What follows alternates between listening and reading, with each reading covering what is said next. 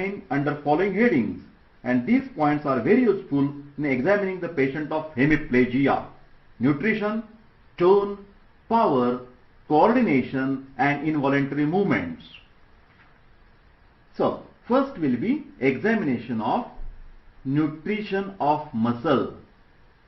Nutrition is tested by measuring circumference of muscle at its bulk and comparing circumference of left and right side. So circumference of the calf muscle can be measured by fixing the distance from bony prominence, that is 6 inches from the tibial tuberosity. Measure the circumference of right and left calf muscle at the same distance. So we are measuring the calf muscle by a tape. This is the nutrition of muscle. Nutrition of muscles. We are testing motor system of the nervous system.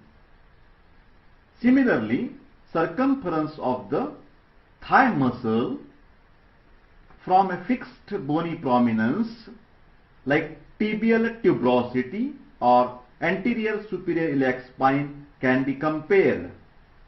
In the same manner, for the upper extremity, circumference of the forearm and arm muscle can be compared from a fixed bony prominence like olecranon process.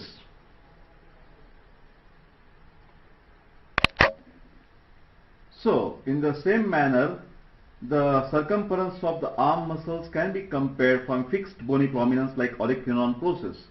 When the circumference of both right and left side is normal, it indicates the nutrition of these muscles is normal. So, we are examining the nutrition of the muscle. In the right-sided person, circumference of right-sided muscle can be slightly more. This is physiological. Atrophy of the muscle is seen in lower motor neuron lesion like poliomyelitis. So we have tested the nutrition of the muscle. We have tested the nutrition of the muscle, that is the examination of motor system. Next, second, tone of the muscle, samvanana. Tone of the muscle is a partial state of contraction. It is maintained by stretch reflex. Tone of the muscle is tested by two ways. Number one, by examining the feel of the muscle. Tone can be seen by resistance offered by passive movements. So this is feel of the muscle at its bulk, and it can be compared feel on the right side and feel on the left side. Doctor can observe the feel of calf muscles, thigh, muscles of the bicep, muscles of the tricep. Normal feel is elastic. Normal feel is elastic. This is the tone of the muscle. This is the tone of the muscle. Feel is elastic. Second method of examination of tone is to see resistance offered to passive movements. Patient is not moving his extremities, but the doctor is carrying out passive movements. Doctor can do passive movements at knee joint to test the tone of the flexors and extensors of knee. Flexure and extensors of knee. When doctor is doing flexion of the knee, he is testing the tone of extensors. When doctor is doing the extension at the knee, he is testing the tone of flexors. See, when we are doing the flexion, it is the extensors. Extension, then we are tone of the flexors that we are testing. So this is the tone of the muscles. For testing upper extremities, same movements can be done at elbow. Doctor can test tone of the bicep and triceps, and he can compare the tone at other side. When doctor is carrying out flexion at the elbow, he is testing the tone in tricep. When the doctor is carrying extension, the elbow is testing, the tone is bicep. In lower and upper extremities, when resistance offered is moderate, it indicates the tone is normal. In hypertonia is seen in UMN lesion, hypotonia is seen in LMN lesion, upper motor neuron and lower motor neuron. Power of the muscle. Third part is the power of the muscle. Power is graded under 5 grades as follows. Grade 0, no movements at all. Grade 1, only flickering movements are visible but no movements are possible. Grade 2, if movement is occurring horizontally but not able to lift against the gravity. Now, see, against horizontally, the movement can be done horizontally but not able against the gravity. That is grade 2. Now grade 3, lift up the leg or the hand against the gravity. Compare the right and left side. This is grade 3. Now the patient is able to move his extremities against the gravity, grade 3.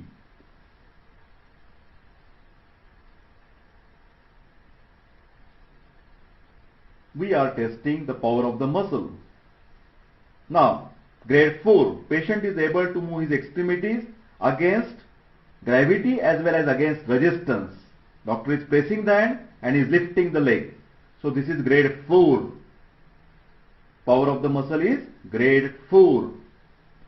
Power of the muscle, grade 4, against the gravity and against the resistance. And grade 5 is the normal. Patient is able to lift the extremities against the good resistance by the doctor. Against the good resistance of the doctor. This is grade 5. Doctor is pressing and is lifting the leg. This is normal. This is normal power, grade 5. Grade 5. Right and left. Left and right. Test both the sides always. This is the examination of power of the muscles. Central nervous system examination, we are examining motor system. We have examined the motor system. In the same manner, power of the extensors of the hip, flexors of the knee, extensors of the knee can be compared. Even plantar flexors, dorsiflexors of the foot can be compared. In upper extremity, flexors and extensors of elbow can be compared. Flexion and extensors of the wrist, can be compared. Movements of shoulder such as flexion, extension, abduction, adduction can be tested for power. For testing the power of the neck muscle, patient is asked to lift his neck in lying down position. See, testing the neck muscles. We are testing the power of the muscles. Complete loss of power is called as paralysis, which is a typical feature of lower motor neuron lesion like poliomyelitis. Partial loss of power is called as a paresis, which is typically seen in hemiplegia or paraplegia. So, power of the muscle has been tested. Power of the muscle is tested. Next will be coordination of muscles. Coordination of muscles in upper extremities is tested by following test: finger nose test and rapid pronation and supination of palm, that is diadechokinesis. So, coordination of muscles for upper extremities. Coordination of muscles for upper extremities. Dr. Joshi is explaining how to test the coordination of muscles in upper extremity and lower extremities. First, let us see finger, nose, finger test. Finger, nose, finger test. The patient has to do with the open eyes first and then with the closed eyes. This is the coordination of muscles. Finger, nose, finger test for upper extremity. Coordination of muscles. we are testing motor system of the nervous system. Finger, nose, finger test. Coordination of muscles. Finger, nose, finger test with closed eyes and open eyes both. First with open and then with the closed eyes. Next is a rapid pronation and supination of the palm. That is didacokinesis. Didacokinesis. Coordination of muscles in upper extremities. Rapid pronation and supination of palm. Didacokinesis. Didacokinesis. Didacokinesis. Rapid pronation and supination of the palm. Didacokinesis. Didacokinesis. Coordination of muscles in upper extremities. Now, next will be for lower extremities. We will test the coordination of muscles in lower extremities. First with the open eyes and then with the closed eyes. Knee heel test. Knee heel test. He has to go down, first touch the heel to the knee and then go down up to the foot. Knee heel test. Knee heel test. Coordination test for the lower extremities. Coordination of muscles for lower extremities. Knee heel test, first with the open eyes and then with the closed eyes, to see the difference in between sensory ataxia and cerebellar ataxia or motor ataxia. Sensory ataxia or cerebellar ataxia. So this is the knee heel test. Knee heel test. Coordination test for lower extremities. Coordination test for lower extremities. Now the next test is walking in a straight line. Walking in straight line. The patient has to stay on one line. First keep the eyes open, then walk in a straight line, and while returning close your eyes. So this is a walking in straight line test. Walking in straight line test. This is the test for coordination of muscles in lower extremities. Coordination of muscles in lower extremities. Now the last is a rhombus test. The patient has to stand straight and he swings with the closed eyes. It is called as a positive rhombus test, which is the typical sign of dorsal column tract damage. So we are doing the coordination test for lower extremities. First is walking in straight line. Walking in straight line. First with the open eyes, then with the closed eyes. If patient walks correctly with open eyes but loses balance with the closed eyes, it indicates the damage lies in the dorsal column tract, which is called as a sensory ataxia. If the patient is not able to walk with open or closed eyes, damage is in cerebellum. It is cerebellar or motor ataxia. Cerebellar or motor ataxia.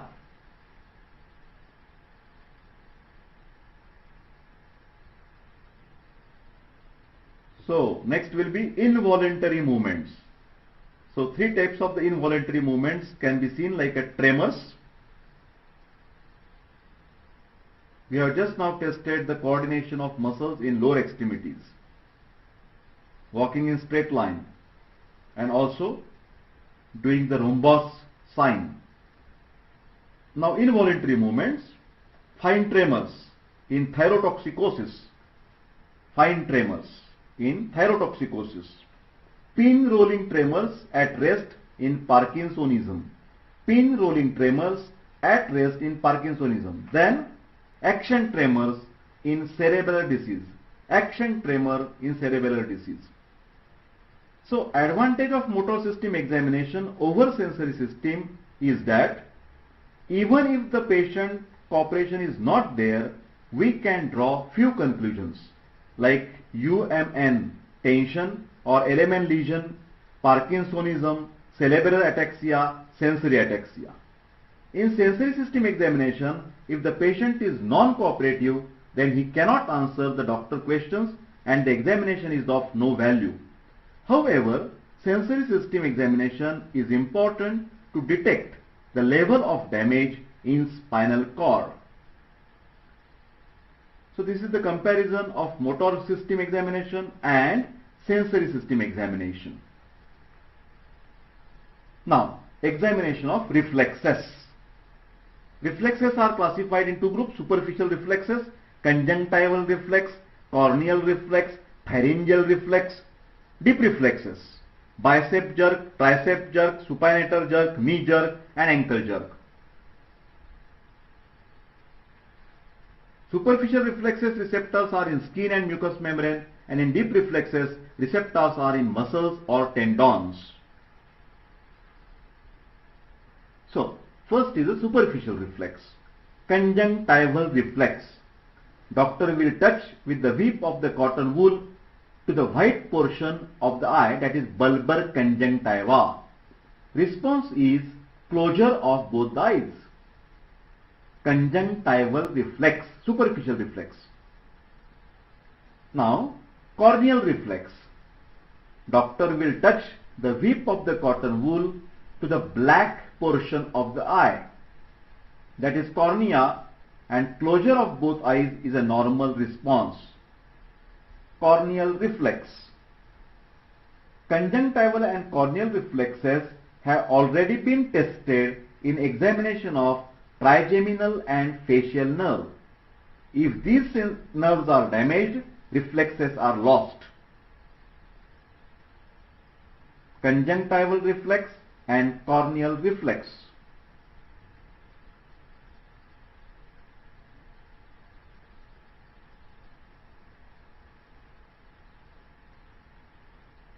Palatal and pharyngeal reflex. Next is a palatal and pharyngeal reflex. The doctor will touch soft palate or posterior pharyngeal wall with the tongue depressor. Doctor will expect a response in the form of coughing. If the patient is getting coughing sensation, it means 9th, 10th and 11th cranial nerve involving in this reflex are normal. Palatal and pharyngeal reflex. Now, next is the abdominal reflexes. Important precaution to be carried out is that abdomen should be relaxed by flexing the knees. Abdomen should be relaxed. Now, the blunt end of the hammer is moved, radiating away from umbilicus in all directions. Blunt end moved away from the umbilicus. This is abdominal reflex. While testing the reflex of abdominal muscle will show a movement in the form of response. Abdominal reflexes are classified into upper abdominal, mid-abdominal and lower abdominal reflexes. Root values of the reflexes. Upper abdominal reflex T6 to T9, mid-abdominal reflex T9 to T11 and lower abdominal reflex T11 and L1. In obese patients, abdominal reflexes may not be elicited. In such cases, unilateral absence of abdominal reflex is important finding. Abdominal reflexes are lost in UMN lesion like hemiplegia or paraplegia. All this is about abdominal reflex. Now, plantar reflex. Root value of the plantar reflex is L5, S1 and S2. We have to scratch the sole of the foot from heel to toes along the lateral border and then medially. This scratching is done with the blunt portion of the hammer. We compared it with the other side. Normal response is a plantar flexion of all toes. Plantar flexion. If dorsiflexion of the grade 2 and fanning of the other toes is seen, then diagnosis is positive plantar reflex or positive Babinski's sign. This will be seen in UMN lesion like hemiplegia or in meningeal irritation, that is meningitis. So we have tested plantar reflex, that is Babinski's sign. Plantar reflex or Babinski's sign. Now, the bicep jerk. Bicep jerk, for testing, remember, for testing deep reflexes, special method is adopted, that is Jendrasik maneuver. By this maneuver, gamma motor neuron discharge is decreased and reflex is obtained properly. So this is Jendrasik maneuver. Jendrasik maneuver, the patient is asked to close his teeth tightly or tight his fingers. Jendrasik maneuver, to divert the attention of the patient. Jendrasik maneuver, to divert the attention of the patient. Bicep jerk, clench the teeth tightly. Bicep jerk, doctor will tap bicep tendon. Contraction of the bicep muscle is important rather than flexion of the forearm. We compare the reflex on both sides. Root value of this reflex is C5 and C6. Bicep, contraction of the bicep muscle. Contraction of bicep muscle. Bicep jerk. Bicep jerk. Now, tricep reflexes. Doctor will give tap just above the olecranon process, which is a tricep tendon. Contraction of the muscle is more important than extension of the forearm. Contraction of muscle is more important than extension of the hand. Compare the reflex on other side. Root value of this tricep reflex is C7, C8. C7, C8. Now, supinator reflex, wrist jerk reflex. Tap is given just above the head of the radius. Head of the radius. Doctor can see the contraction of brachioradialis muscle. Compare the reflex on another side. Root value is C5 and C6. Now, the deep reflexes in lower extremity, that is knee jerk. For testing this reflex, exposure of the quadricep muscle is important, so that the doctor can see the contraction of this muscle. Doctor keeps his hand below the knee. Patient is asked to relax, divert the attention by Jendrasik maneuver, and give the tap on patellar tendon, that is between patella and tibial tuberosity. Patellar tendon. Contraction of the quadricep muscle is important. Response. Root value is L2, L3 and L4. Knee jerk.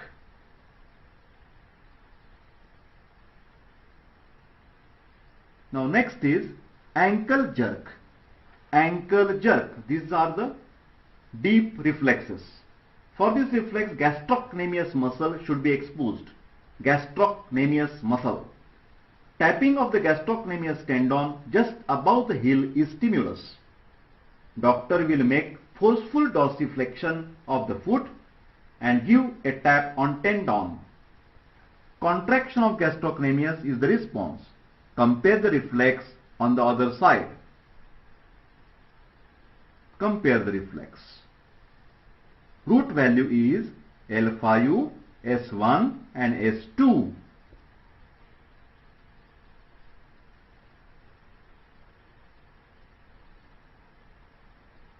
Examination of the reflexes is most important part in examination of nervous system.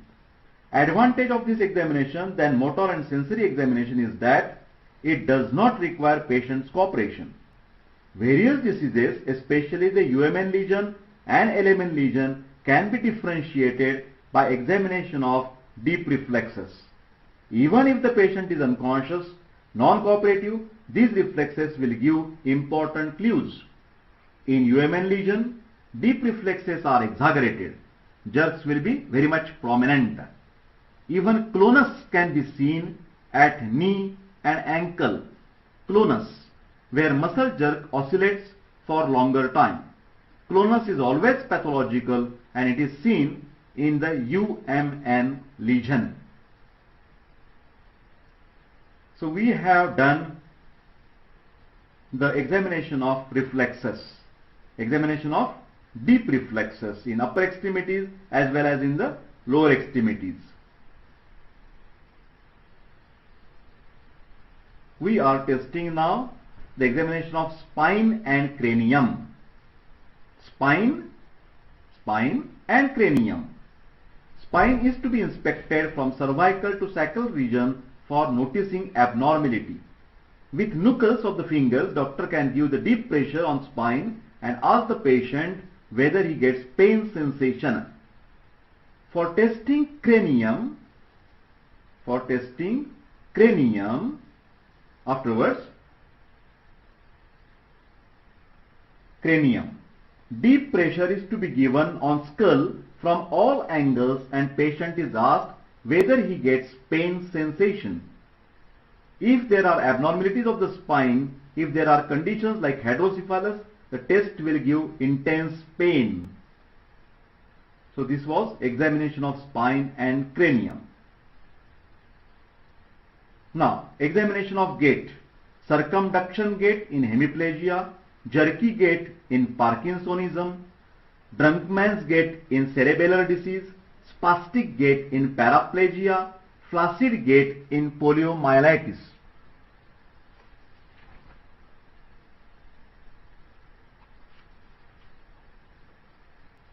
So, Professor A.R. Doshi will lastly in the session will show the examination of gait, how the patient will walk.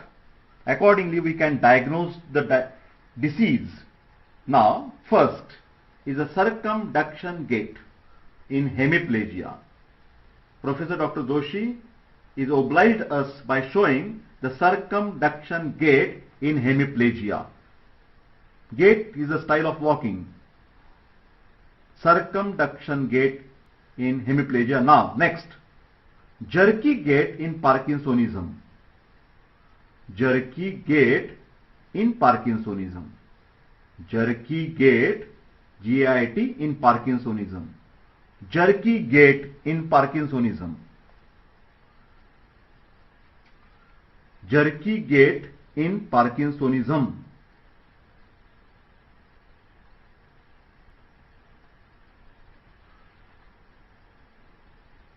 Jerky gait in Parkinsonism. Jerky gait in Parkinsonism.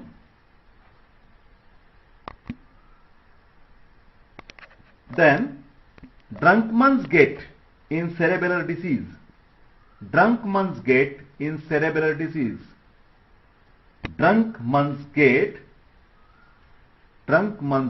in cerebellar disease. Drunk man's gait in cerebellar disease.